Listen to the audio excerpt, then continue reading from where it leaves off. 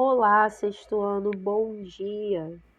Hoje, na nossa aula de ciências, nós vamos falar sobre fatores abióticos que interferem nos seres vivos, tá? Quero de antemão pedir desculpas, pois eu estou resfriada, mas a gente vai tentar abordar os assuntos assim mesmo.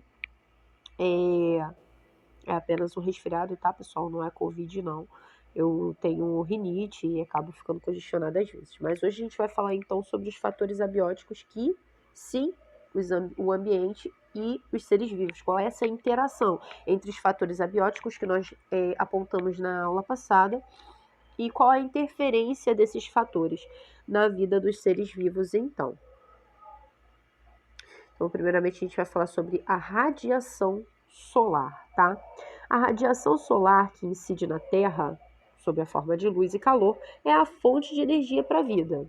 A luz permite a realização da fotossíntese pelas plantas e pelas algas, né? Que a gente já estudou lá atrás, que é o que vai fazer com que as plantas produzam seu próprio alimento, né? Produzam a glicose, que é o seu próprio alimento. Então, a fotossíntese é crucial à vida. Sem ela, não haveria vida no planeta, tá?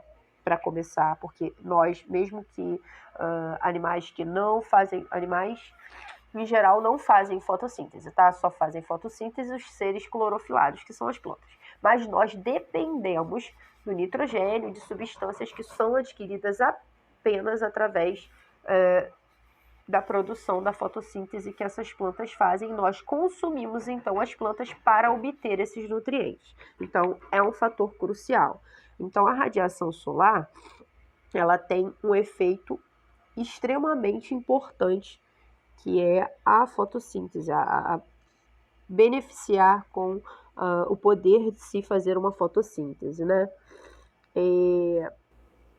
Todos os lugares, né, onde há exposição de luz solar, a gente pode, então, cultivar plantas, mesmo que seja no interior de casas. Algumas pessoas pensam que as plantas só podem ser cultivadas do lado externo, mas isso não é realidade.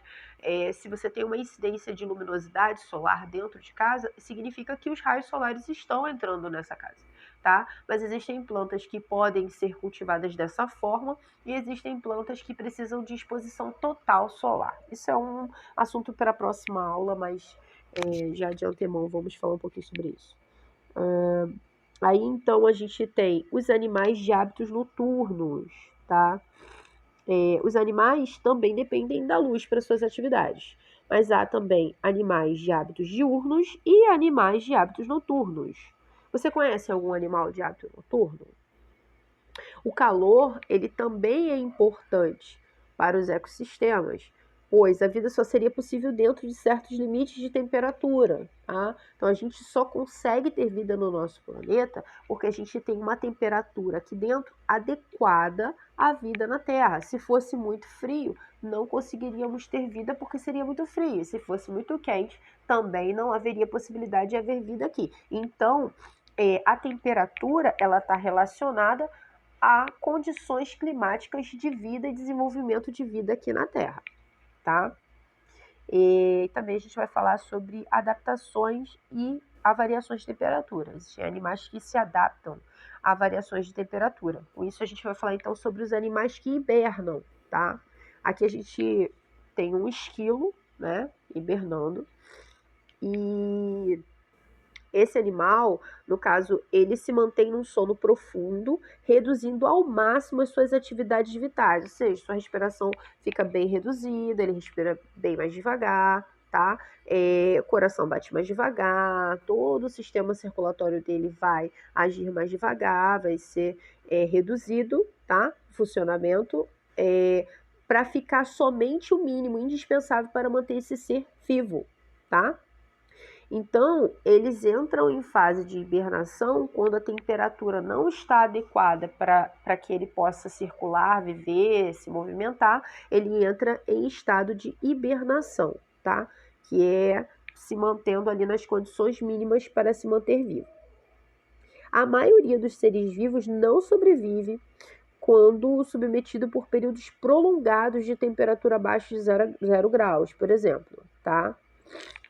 a gente vai entender também que a água no estado líquido é outro fator abiótico completamente relacionado à vida, tá?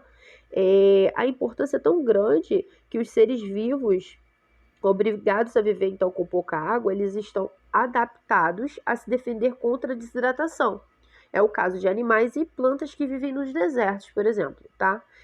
Como é que acontece? Por exemplo, esse cacto aí que estou mostrando para vocês. Ele está adaptado a uma condição de vida de escassez de água. E aí o que ele faz? Ele armazena no seu caule água em estado líquido, tá? Para se nutrir, porque ele não tem disponibilidade desse recurso no ambiente em que ele vive, tá? Então, as plantas se defendem armazenando água em seus caules e substituindo as folhas por espinhos. Por quê? Porque vai reduzir a perda de água. As folhas, elas possuem, as folhas das plantas, né, em geral, elas perdem água para o ambiente, que se chama evapotranspiração. Para reduzir a evapotranspiração, essas plantas que são adaptadas ao ambiente desértico, a ambientes muito secos, elas têm as suas folhas modificadas em espinhos, tá? Como é o caso do cacto que você está vendo aí, que é um tipo de folha, sendo que é adaptado para que não ocorra a evapotranspiração. Então, o que acontece? Esses espinhos, eles não permitem com que essa planta perca a água, mas apenas absorva toda a água presente na atmosfera. Lá atrás a gente estudou que o nosso ambiente atmosférico, ele contém umidade, né? Que é o que a gente chama de umidade relativa do ar. Então, existe água na nossa atmosfera. Quando nós inspiramos o nosso oxigênio, os gases que estão presentes na atmosfera, a gente encontra moléculas de água também. E essas plantas que se adaptam a esse tipo de ambiente seco, ela consegue captar da atmosfera a água, tá bom? E algumas também criam adaptações de raízes muito profundas que conseguem encontrar o lençol freático. Daí ela puxa, então, né, através das suas raízes, essa água e armazena, então, no seu caule, tá? Como são ambientes muito quentes, para não acontecer a perda dessa água que elas armazenaram, elas têm adaptações como esses espinhos aí, para evitar a perda de água. Então, a água no estado líquido é um outro fator abiótico que está relacionado à vida, tá? E aí, o ar também é um fator abiótico que também está relacionado às condições de vida, tá?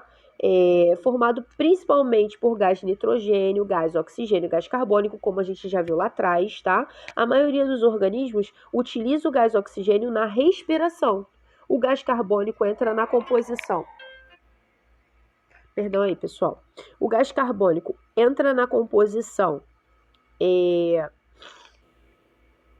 O gás carbônico entra na composição de toda a matéria orgânica por meio da fotossíntese, né? No caso que as plantas pegam o gás carbônico, utilizam o gás carbônico. E nós, né, os animais, a gente inspira o oxigênio e elimina o gás carbônico. Então, nós temos uma relação muito dependente com as plantas, tá? Embora muitas pessoas não saibam, é uma relação de dependência. Nós produzimos gás carbônico, mas nós precisamos de gás oxigênio, enquanto as plantas precisam do gás carbônico e emitem para nós o gás oxigênio. Então, o ar é um fator abiótico, tá?